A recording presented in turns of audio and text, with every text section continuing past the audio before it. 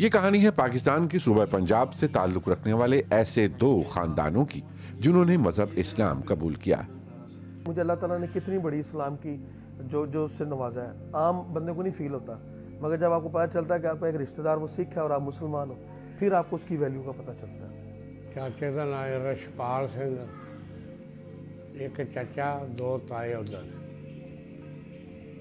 ताए का एक ना बूटा सिंह एक ना दयाल सिंह। अल्लाह ने मिला दिया तो एक ही मज़हब को कर ले। उनका नाम था हरभजन सिंह। तब वो पार्टीशन के दौरान वो इधर ड्यूटी ऑफिसर थे, इंस्पेक्टर थे इधर नारंग मंडी में। लाहौर के रिहायशी चौधरी अल-मुर्तज़ा अली औलख के अजदाद सिख मजहब से ताल्लुक रखते थे। उनके दादा ने मजहब इस्लाम कबूल किया। तकसीम हिंद के वक्त उनकी परदादी ने अपने पुरखों का गांव छोड़कर भारत हिजरत करने से इनकार कर दिया था। पेशे के एतबार से वकील अल-मुर्तज़ा अहले तशी मुसलमान हैं, लेकिन उनके दादा सिख थे, इसलिए उनके कई रिश्तेदार तकसीम हिंद के वक्त मशरकी पंजाब हिजरत कर गए थे।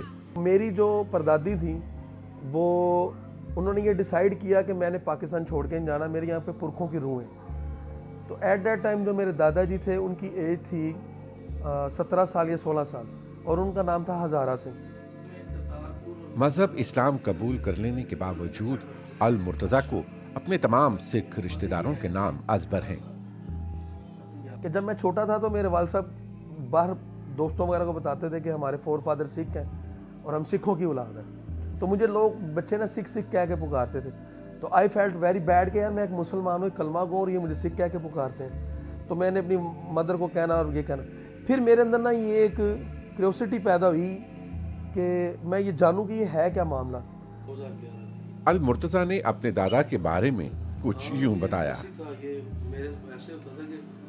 मेरे दादाजी हैं, उन्होंने इस्लाम कबूल किया था, उनका नाम था हजारा सिंह एट दैट टाइम। और हम जो हैं हम माइग्रेटेड नहीं हैं, मेरे जितनी भी फैमिली है वो सारी माइग्रेट करके इंडिया गई। अल-मुर्तज़ा अपनी जिंदगी से इंतहाई मुतमईन हैं। लाहौर के निवाही इलाके कोट अब्दुल मालिक में भी एक ऐसा ही खानदान आबाद है जो सिख से मुसलमान हुआ।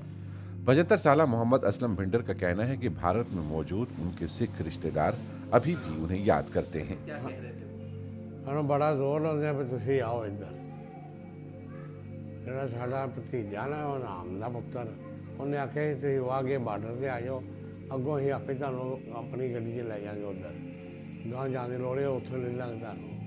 ਉਹਨਾਂ ਨੂੰ ਬੜਾ ਚਾਅ ਹੈ ਵੀ ਸਾਡੀ मुलाकात हुई है। मोहम्मद असलम के बेटे तौसीफ भिंडर का कहना है कि वो अपने खूनी रिश्तों को अब भी याद करते हैं और दोनों ममालिक को चाहिए कि सफ़र आसान बनाया जाए ताकि मुनक़सिम रिश्तेदार मिल सकें। ये मेरे भाई इम्तियाज़ भिंडर साहब इंडियन पीपल है, मतलब बिल्कुल जो सिख कम्युनिटी है उन्हें इधर आना चाहिए। काफ़ी रिलेटिव्स हैं उनके इधर हैं, हमारे उधर हैं, तो सबको परमिशन होनी चाहिए। मेरा तो ख्याल है ये बॉर्डर जैसे यूरोप का ओपन है, कम से कम वो जो पंजाब है हमारा पंजाब है ये ओपन होना चाहिए।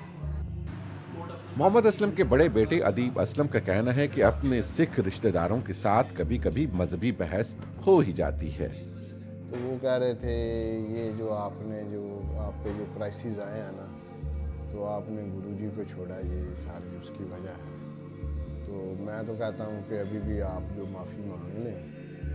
तो फिर सुबह जब उठा तो कह रहे थे मैंने रात को गुरुजी से आपके लिए माफ़ी मांगी है।